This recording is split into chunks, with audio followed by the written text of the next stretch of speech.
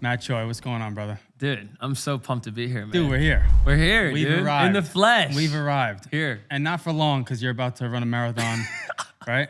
In a couple days. In a couple days. Where are you going? I'm going to Boston. Boston. And have you run it before? Never ran Boston, but I've witnessed Boston in the past as a spectator. Okay. And, bro, I mean, it's the energy similar to New York. It's a world major. It's one of the biggest marathons in the world. Sure. Energy is going to be unreal. Okay. So take me back a bit, and I want to get a deep dive into you and what brought you to Austin.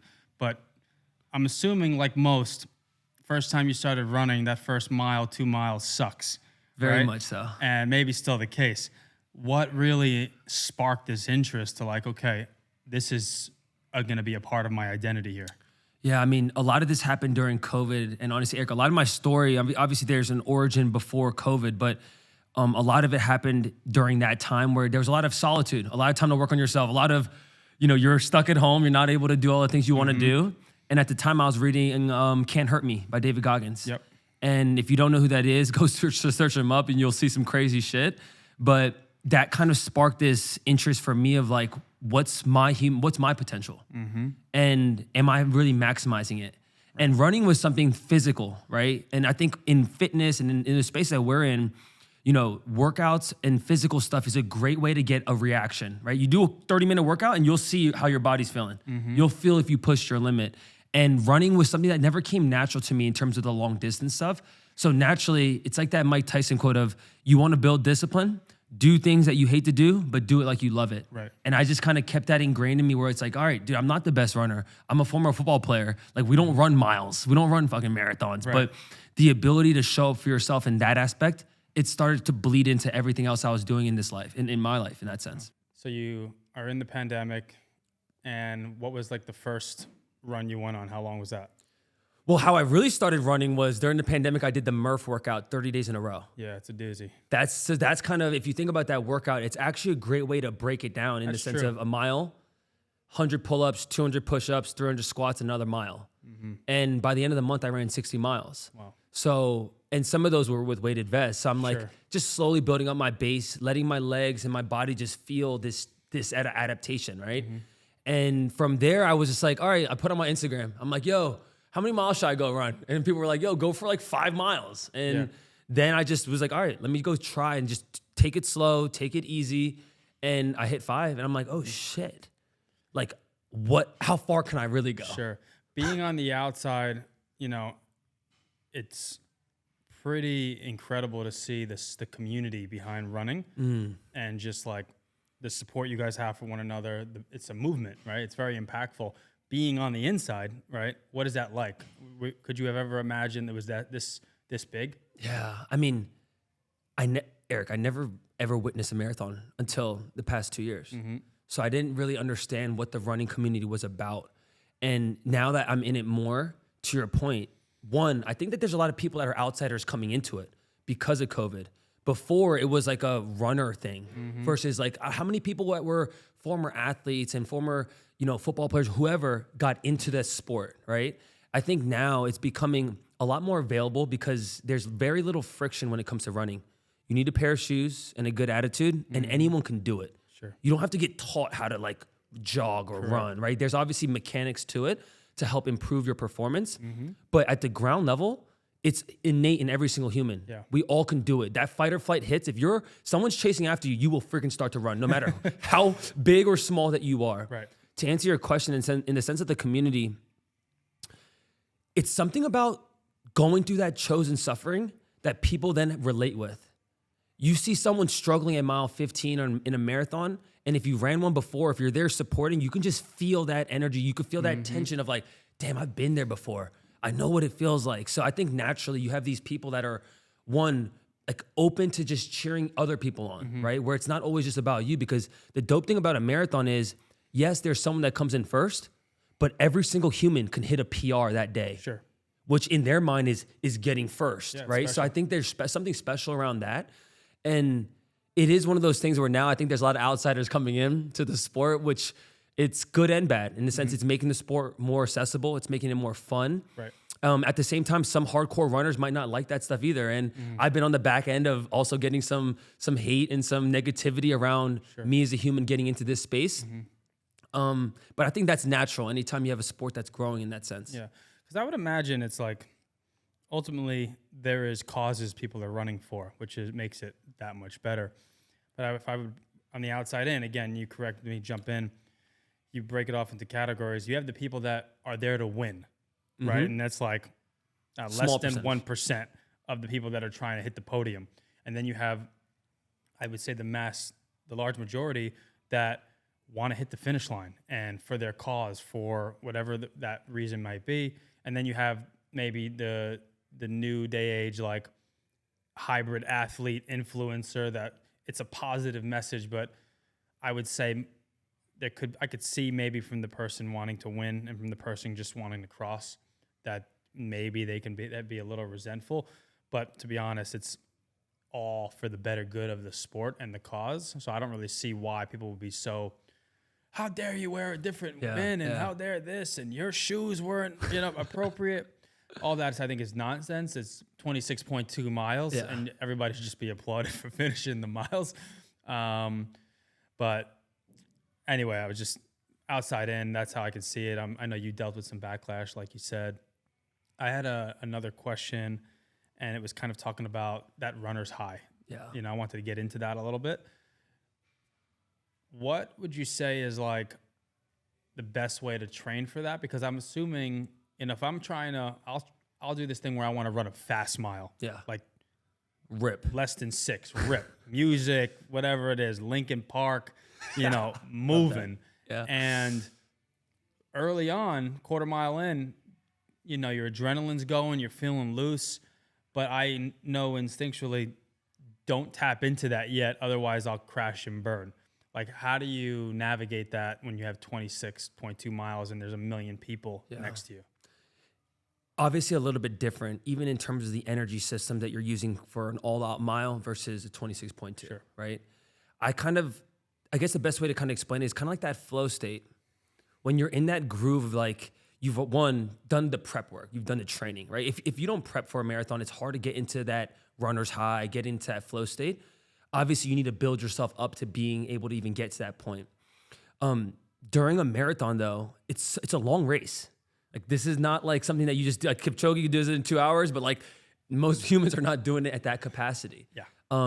I think the best way to get to that runner's high, get into that feeling, is by just showing up day to day to like put the miles in. Mm-hmm. It's like, it's the dopest thing with running for me is that I come from a world of football and fitness and wellness, right? The principles are the same. People want to get into the weight room and bench more, squat more, deadlift more. Like, you don't just show up and throw 315 on the bar and try to deadlift if you haven't done 135. Right. And it's the same principles of that. Like, if you want to run a marathon, well, you better be doing your day-to-day consistent work of base building, of doing some threshold work where you're picking up the tempos and speed and things like that. I wanted to touch upon the preparation of all this. I'm sure this is something anyone can pull up on the web, but of course, I haven't done that. What does it look like? Is there a standardized, like, here is the blueprint to train for the 26 miles? What is that? There's so many blueprints. Okay. You go on Google right now, you'll find so many different strategies, right? And with all the research now and all the technology now, there's so many coaches and athletes that are debunking a lot of the old school myths of this is the only tried and true way, right?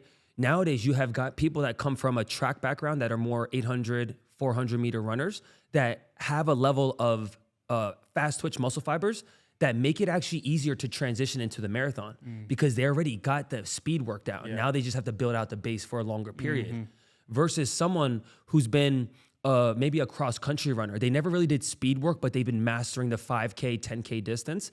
And they'll have that base as like a mid distance runner. And that base is going to be different than someone that's a fast 400 runner. Sure. So there's so many different ways to approach a marathon. It's kind of like an offensive coordinator, how there's like the West Coast style offense, there's a shotgun. Like, there's so many different ways to win a Super Bowl, just like there's a lot of ways to run across a marathon. Yeah. So that's how I would say, like, if you go on Google right now, you'll find a ton of different programs, 8-week, 12-week, 16-week programs. Depending on what your starting point is, you might have to find a program that fits your style and your training. Not everyone wants to run 6 days a week, Eric. Not everyone has the time to do that. Yeah. There's programs that people could run 3 days a week, still weight train, and still be able to go complete a 26.2. So I don't think that there's one tried or true method, just like there's not one tried or true diet. Sure. Marathoning is so individual, and each person's going to be different, and they need different needs. And finding a coach or finding someone that is in the space to kind of give you that roadmap is always a good strategy. And that's how I would kind of frame it. It's like there's no one size fits all approach. Yeah, that's awesome. That's good to know, because I'm not running 6-7 days. Yeah, dude, you don't need to. If I were you, I wouldn't either. Yeah, and like I said, I'm going to join you on one of these marathons this year, so I'm looking forward to it. Most likely New York. Go back to the roots a bit. I love that. Okay, let's flip a little bit here. Talk to me a little bit more about the business side of being an influencer and tapping into all these different spaces, whether it's wellness, fitness, beauty, tech, whatever is going on. Like, thankfully, it's given you the ability to have the time to go and run and go. You don't have to sit at a desk or clock in 9 to 5 somewhere. Talk to me about, one, how you got into that, what that looks like for you today, and kind of anything on the horizon. Yes. I love this. How I got into it was when I first left corporate America, I got into personal training first.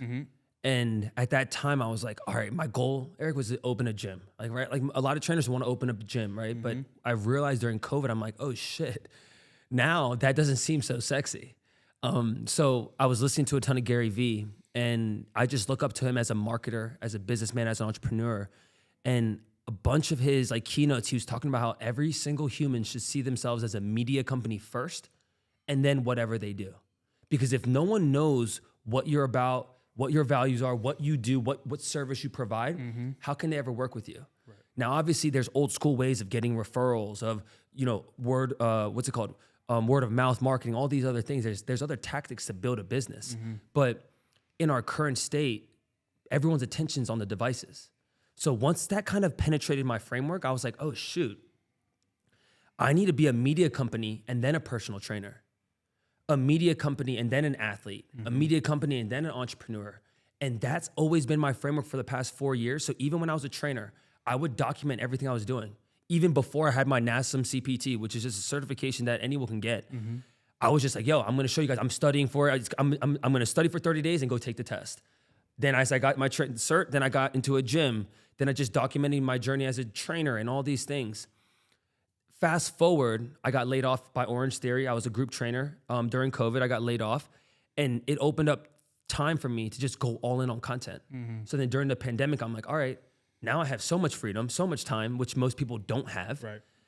And I was like, I'm just gonna go all in and just really document my journey instead of trying to create content.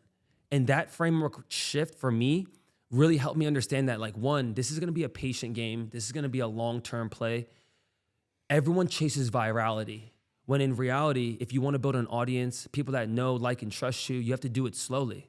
And that's always been how I've taken the approach of content. Smart. To your point now, fast forward 3 years later, I've gotten to work with some of the biggest brands in the world. Everyone from Nike to Lululemon to supplement companies, tech companies, car companies, like you can name it. And the biggest thing I learned was people were just after not just my audience, but me as a human, because I can represent their brand in a positive way. And I started realizing that my leverage was actually just myself. Obviously, I've grown my audiences, I've grown my community to really engage in the shit that I do. But ultimately, these brands want me to rep their thing because they know that I'm going to be a positive outlook to rep their brand. For sure. Right? So, Eric, it really started to like turn into a proper business when I moved to Austin. I took a gamble to move out to Austin, right? My mom just got remarried. She told me and my brother, she said, guys, you can either take over the mortgage in Clarksburg, Maryland, which is a small little suburb in Maryland, or like figure out like what you guys want to do. And instantly for me, dude, I was like, I work remotely.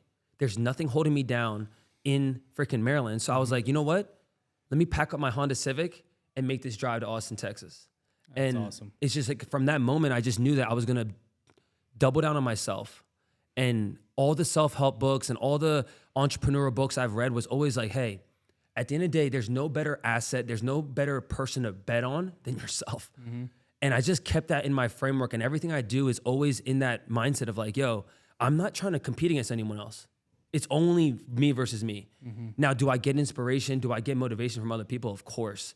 But ultimately, I'm in my own race in that sense. And like, that's why I love running too, because it's like, yeah, I didn't come in first, but I can always PR. I can always improve in that sense. sure. So I don't know if that answers your question, but No, that does, man. That's awesome. And I do want to get more into like what's next for you, and maybe a little bit more in the numbers of what it looks like and navigating, yeah, you know, those first dollars in, you know, of course. valuing your company, your media, your asset. You know, when a company like, let's say, Pathwater, hey, we can give you this a month if you want to collaborate. And then you're like, no, I need this. Yeah. So I definitely want to get into that. But you touched upon when you moved here. It's been about a year now. Yeah. And then your brother, right? Yeah. He's a great guy. He moved down shortly after. Well, he just moved like 6 weeks ago. Oh, 6 weeks ago. That's awesome. So you moved down, what was it? I moved down last February. Last February. So about a year and 2 months. Yep, a year and 2 months. Almost 2 years. Mm-hmm. July 2021. And culture-wise, right? I'm not big, and I'm not from Maryland. You know, I'm from New York. Yeah. But like, I've never lived anywhere else as well. So like me coming here, I've had some means here, some people, some community already. But like, you just took a drive, right? Basically. Yeah. Did you know anybody here when you came down? I knew one person that I played college football with. I slept on his couch for 3 days and I found an apartment. Okay. Big Sick. shout out to my dog Rome. Rome. Thank you, Rome. Thank you, Rome. Thank you, Rome. And you love it. It's Eric. I love it. Yeah. That's like awesome. hands down. Yeah. Like it was ultimately it's a pivotal decision in my trajectory of my career, Yep. of my life just in general. But it's been one of the best decisions I've made. Yeah, that's awesome. Same here, dude. I love it here. The people, having spaces like Collective, meeting people like you. It's been awesome. Okay, going back to the numbers. Yeah. Right. So I'm a big fan of the numbers. I love it. Let's go. So, okay, where you are today, right? What does that look like if someone wants to work with Matt Choi for a 6-month Yeah. or yearly thing? Yeah. It really just depends on the brand, obviously, as well, right? But to work with me on a contract on a retainer, obviously on my end, there's a list of deliverables I typically offer. Sure. The biggest thing for me that I think differentiates what I do versus other creators is that I really made it an important thing for me to diversify my platforms, right? A lot of people want to win on Instagram because it's sexy, it looks cool, you get the blue check, all that shit. Sure. But early on, I actually grew my audience on TikTok. Yep. And that's where it started. And then when everyone started flooding on TikTok, then I was like, all right, let me focus on Instagram and then YouTube. And just being able to diversify my audiences. When people come say what's up to me, they're like, yo, I found you on YouTube. I found you on TikTok. I love getting that data because it's like, People. exactly, you don't know who you're gonna attract. Now, in terms of like working with brands, Yep. every brand has an area that they might want to focus more on for that year in terms of their marketing budget, or maybe they're just lacking on a different platform. So they're like, Matt, we want, like Pathwater, we want to work with you on TikTok to run a campaign to showcase more of how you utilize Pathwater in your day-to-day life. Sure. Right? A lot of times for companies that are in middle-sized companies to smaller companies, I mean, honestly, I can't charge them what I charge a Nike or Adidas. I have to play the long game of like, all right, do I really love this product? Do I believe in this product? Then my retainer, the fee of it, anywhere from $2,500 to $5,000, gets kind of, I have to play the numbers around, right? And then it's like, all right, how can I actually create more value for this brand instead of just them paying me a retainer? Right. And that's kind of where I'm at right now, Eric, where it's like, I'm actually taking less retainer deals and I'm taking maybe a smaller retainer with either commission or getting a rev share of, sales that I'm bringing in that sense, right? Sure. Because then it becomes performance-based and I'm actually incentivized to really market the company. Yeah, and execute. Exactly. And that's one model. Another model is just straight up retainer. Hey, Pathwater, I want $5,000 a month. I'll post a TikTok video, a YouTube short, and an Instagram reel and an Instagram story. And in honest, Eric, that's undervaluing my audience. For sure. But I get a longer term contract. Yeah, I understand. So there's always that push and pull of like, hey, Adidas, you want one video from me? Then all right, I'm gonna charge $15K, $20K. Right. And that's a one-off exchange because they know, oh, we have this new running shoe out. We know that your audience loves running shoes. So instantly, I already know the video is gonna perform somewhat decent, right? But for me now, it's like I'm trying to develop these longer term partnerships. I had one with Nike and Dick's Sporting Goods in the past. The only negative with longer term partnerships is now I can't wear another brand. Right. So there's always that push and pull too of like, how much do you love the brand? Yeah. Because if someone else calls and they're like, yo, we're willing to offer you this, and you're in an exclusive contract. Then you kind of You gotta sit and wait. exactly right. that makes So sense. that's kind of how I see it, Eric. I mean, really, I just recently started. I got a contract with Kane recently. Big shout out to John and their Congrats, team yeah, and great Alex. guys. Awesome team. And with them, it was always like I already knew I liked the product. I already knew that my audience would rock with it. One, because it fits exactly into the running mold. You wear running shoes to run. What are you gonna wear in after? I always preach that message of get out of your running shoes, get into something else, flat shoes, minimalist shoes, a recovery shoe. That partnership just works. It fits right into my brand. That's awesome. And I'm looking for more of those types of companies that just align with who I'm about and the things that I kind of talk about. But in terms of the numbers, that's typically what it looks like. And obviously that's now. Eric, when I first started, I didn't know what the F I was doing. Right. I would be like, oh shit, Shox wants to do a video with me. They're like, Matt, send me your rate. Eric, I'm like, $500? Right. Send the email. Yeah. And they're like, let's do it. Send email. And then every single human, we operate just like in this fashion. In consulting, in any business, like you always think you left money on the table when someone says, yes, let's do it. Right. And when they say no, you get a little bit in your own head of like, oh shit, what should I charge? If I started at 1,000, they say no, then I'm like, all right, 750, Yeah. 5, like, Right. and you're always playing that push and pull. And the more reps I did, the more creators, the more mentors that I kind of got in touch with, guys like Brian Mazza, guys like Eric Hinman that were in the space that had years ahead of me in that sense. They were always willing to give me game. And I think that's the biggest thing I've learned. And it's the game of entrepreneurship. Like when you're doing well, why not help other people? Especially someone that's younger, that someone that you see is like, oh shit, they got something good going. And obviously not everyone has that open-mindedness, that everyone has that abundant framework, but you have to find the people in the space that could be in your corner that can help you kind of navigate this stuff. And if it wasn't for guys like that, it would have taken me a little bit longer to kind of scale this. Yeah, that makes sense. You know, a lot of people talk about, or founders and entrepreneurs, you know, luck or miracles, and that's how this happened. But really, throughout your journey, the peaks and the volatility, right, to get there, you have to live and breathe your brand and what you're doing, what you believe in. And from that, you meet all these people along the way. And if you're like really regarded and trying to keep all these little wins to yourself, you're not going to get those little miracles and, you know, luck along the way. Like, because if I do right by Matt, and that's just me being sincere, 6 months down the line, all of a sudden I'm meeting someone who I'm trying to raise from, and they happen to own Canes, and then I get connected through Matt. Like, that wouldn't have happened if I was like, oh, no. Hey, Eric, what's going on there? Don't worry about it, Matt. You know? That doesn't work that way. So the ability to be open-minded and have, you know, guys like them and like one another to help each other, like that's the ticket, you know. Even if it's early on and you're finally getting some wins, just breathe. 100%. And you know, there's a journey. It's a marathon. Right? Dude, I love that. And it's like this Denzel Washington quote, each one teach one. Yeah, 100%. Right? And it's like the more you think that keeping your secrets just to yourself and gatekeeping information, it actually doesn't really help you in the long run. No. Because you want to have people that are in the space that you could be like, yo, like, let me bounce an idea off of you. Yeah. Let me see how you structure this thing, right? And the more people that you can cultivate that community, and they don't even have to be near you. Yeah. Like they could be, we live in this day now where like you have access to any human that you really want. Right. Obviously there's levels of access, but you can still reach people without them being local to you. Big time. Matt, it's that same voice like that gets in your way. I'm sure even creating content in the beginning, you might be like, am I really going to post this same thing again? But then in your mind, it's like, that might feel like how it might feel that way to you, but you're reaching a brand new person potentially that like needs to see that content in some way or another. So like, yeah, that voice of ego, you know, jealousy, or just like, oh, what are they going to think about me? Yeah. Don't listen to that voice. You know? Fact. I feel you on that.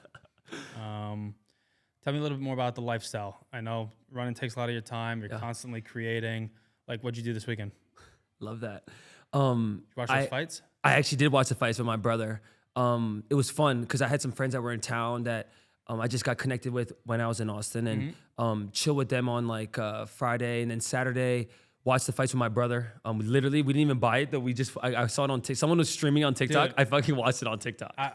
Yeah, and that's, Shout out to Izzy for winning that shit too. great win. Great fight. Great win. And you know the whole backstory with those guys, right?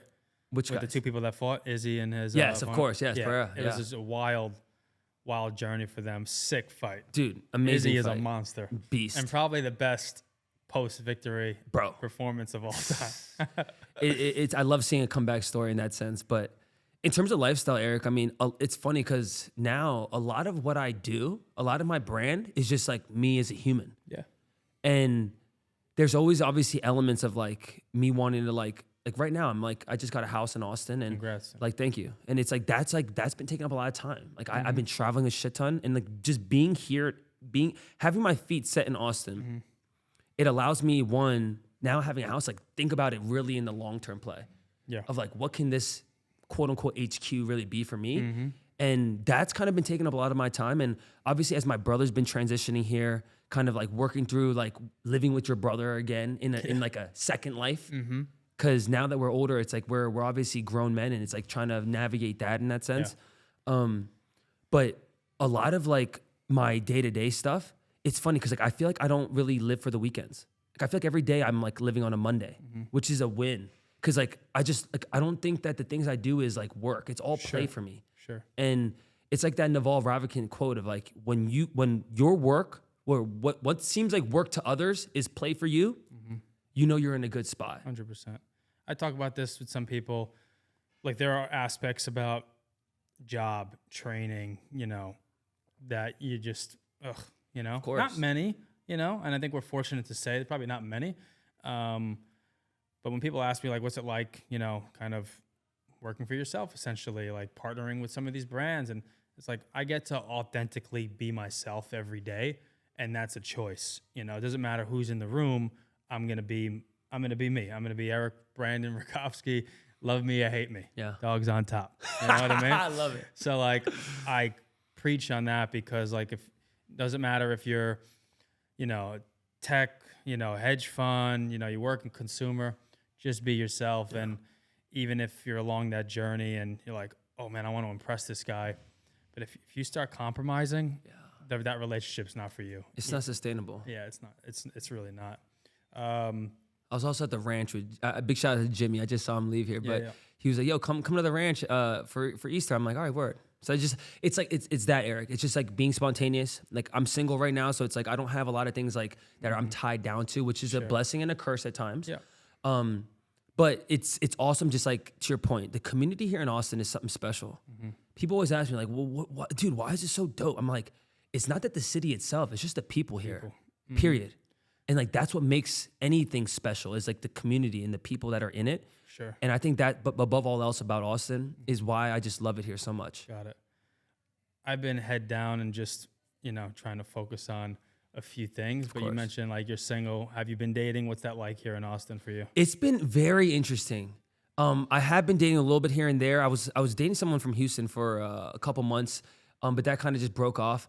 I think the hardest thing for me, Eric, is that now being in front of a lot of shit, it could be tough at times to like kind of separate the two. And I think that's been the biggest struggle for me is like being able to like kind of live out my life as like a lifestyle thing. Sure. And like, it's not normal. And to then have someone bring their energy and their stuff into my world, at times there's friction there just because of the way I live. For sure. And at times for me, it's just navigating that. I never came to Austin to be like, I need to go find a girl ASAP. Like that's just never been how I operate. No. I really do believe in timing and patience and Yeah. the right people come into place. And for me, it's like I've always in this mode of trying to find myself to then hopefully attract the right human. I'm never going out to like seek them at the bar or on fucking Hinge or something, right? So naturally for me, Eric, like at times, like the entrepreneur journey could be very lonely because you have to find the right humans that want to support it. For sure. And at the same time, I want to support other people too, right? So I think for me, I'm in like a selfish mindset. And at times that's a gift and a curse as well. Yeah, for sure. Especially like, you're how old? 28. Yeah, 28. I just turned 30. It's early days, it doesn't feel like early days for a lot of the things, but it's early days in the grand scheme of things. And you're still building, and if I'm, blessed, I have my son, Athen, he's 2, but before he was born and when he was born and last week. There's challenging times, Of course. but you navigate those. And while you're single and don't have children yet, you should be selfish. And by the way, your whole being is selfless. That's your message: positivity, helping people. So you probably couldn't do that if you were, saying yes or no to, a significant other. Like, oh, why are you going to run again? You just ran yesterday. Well, like, I mean, that ripples into, Of course. I'm sure those conversations happen. But I completely get it. So don't be too hard on yourself with that. It's going to come. Fair. It's I agree. Gonna come. And I know a few girls, so I'll introduce you. Let's go. The recipe is a matchmaking show here. I'll set you up. I want to talk about one other thing too. I was just touching base on this. Constantly we scroll on our feeds. Normally it's a lot of positivity. You specifically, Matt, like your message is super positive and bringing people together and conquering things. What does like a low moment look like for you? Like when you did all your things. You woke up, you prayed, you journaled, you cold plunged. You had caffeine 2 hours after waking up. You ran your miles. You did all the things, right? And then for some reason, something happens. Or you don't get to do those things. What I find usually happens is you get out of your patterns and your routines, and then, the voice comes. Of course. Room gets darker. It gets smaller. What do I do? Yeah. Where do I go? What do you do during those moments to not let it consume you? I love this. This is a great question. I think what I do, Eric, is I just lean into perspective and gratitude. Honestly. I'm a very routine person, but I know that routines are not meant to always be there. And the reason that it's a routine is that you build a habit enough that when you get thrown off of your game, that little micro stress, it doesn't eat you up too much. And I think by putting myself through physical challenges that were chosen, I've truly had a different level of understanding of what really stress is. I think a recent low moment was definitely the Houston shit for me.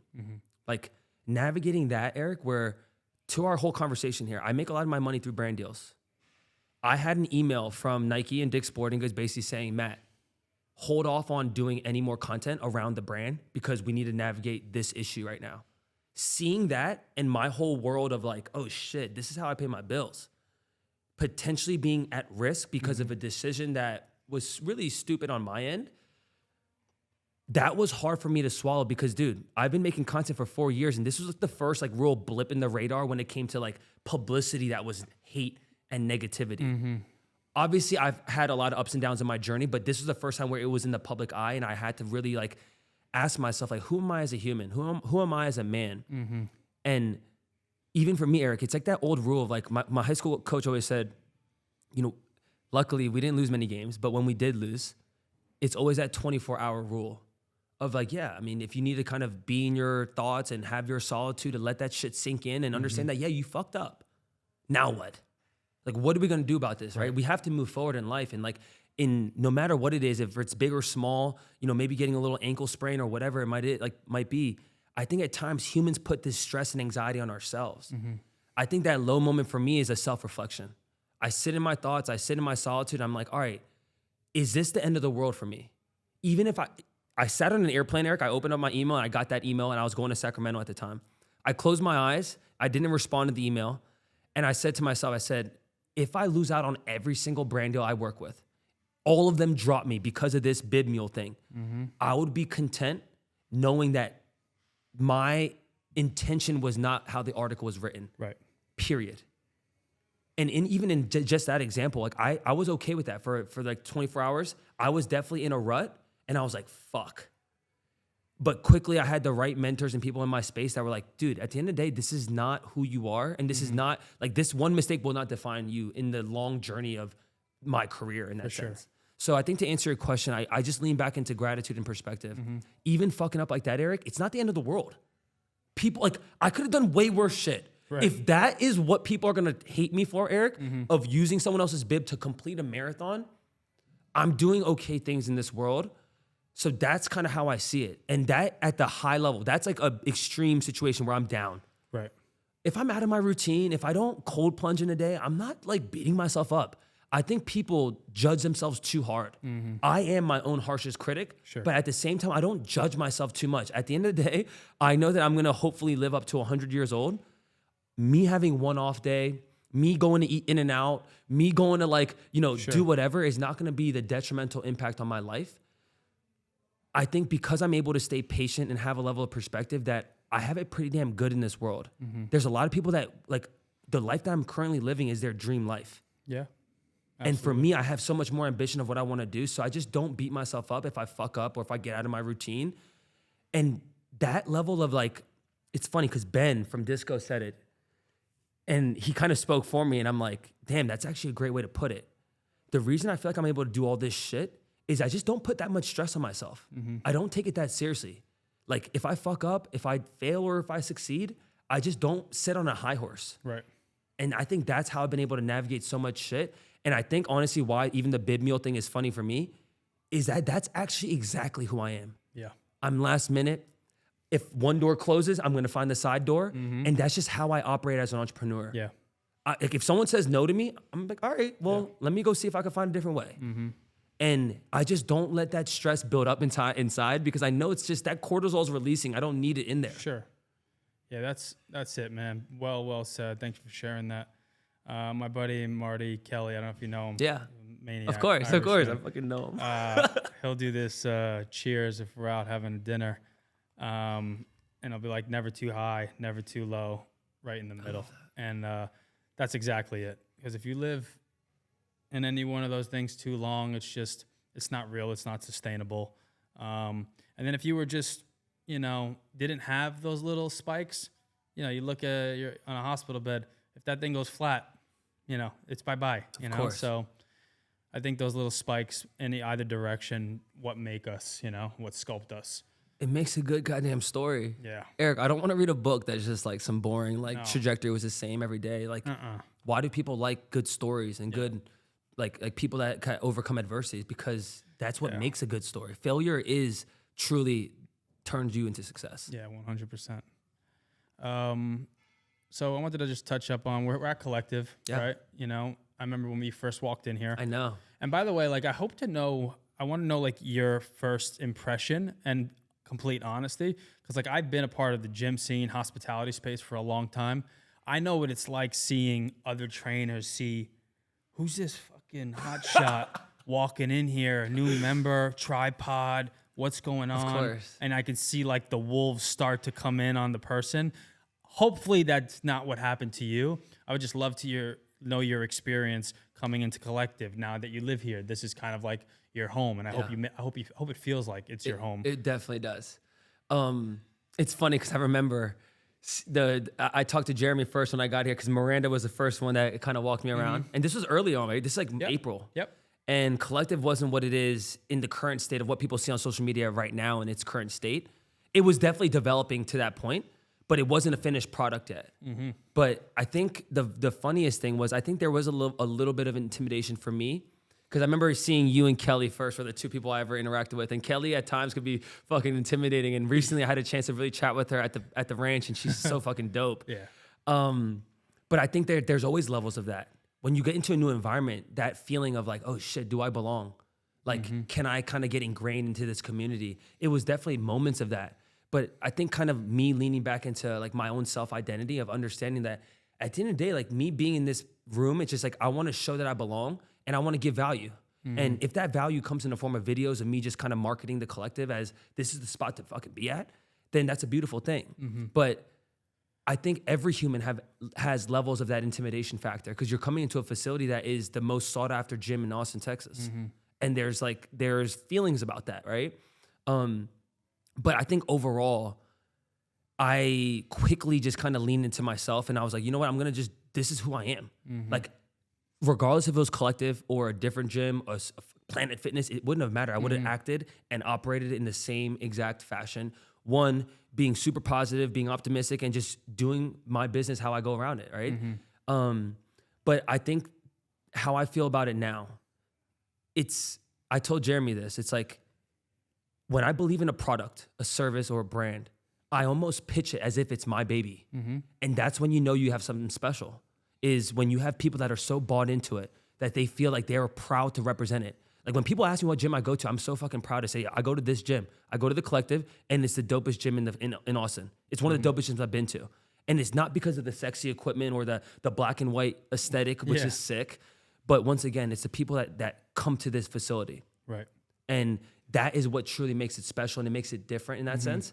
And it's honestly, I can't even put into words really. Like someone asked me like, dude, do you work at Collective? I'm like, no. I'm like, but like I believe in it because what it's done for me, for myself, on a business level, on a connection network level, has been something that has definitely made my 1 year in Austin, Eric, so much better, so much more fruitful. I love that. Yeah. And that is something about Collective I think not many gyms can replicate because you can have all the sexy aesthetics and stuff like that, but if the humans inside of it aren't curious and open-minded and all those things, it's just a sick gym that has a dope aesthetic. Yeah.